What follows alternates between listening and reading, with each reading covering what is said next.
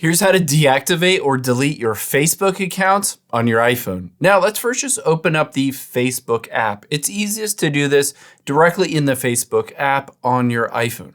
We need to get to your settings to be able to do this. So the easiest way is tap on the profile at the bottom right and the gear icon at the top right.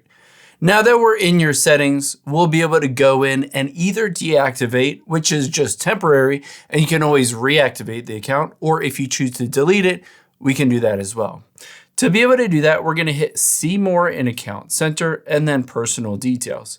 You can see here it says Account Ownership and Control. This will allow you to both deactivate or delete your account. So let's choose that and then deactivation or deletion. If you have multiple different accounts, either Facebook or Instagram, you're going to choose whichever one is appropriate. In this case, it's just for Facebook. So I'm going to tap on the Facebook option. And then in this case, you can choose to deactivate, again, which is temporary, or to permanently delete it. Now, let's say in this case, I'm going to just deactivate. Let's hit continue. And then it'll ask you to enter in your password. So let me just autofill my password real quick, and I'll show you what it looks like from there.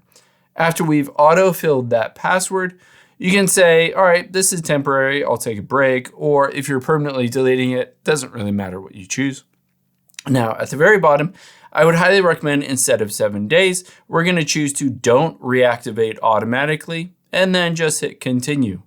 It does say that it will either delete or deactivate your Facebook page if you do have one. If you're good with that, at the very bottom, just tap on the deactivate or delete my account and you're good to go.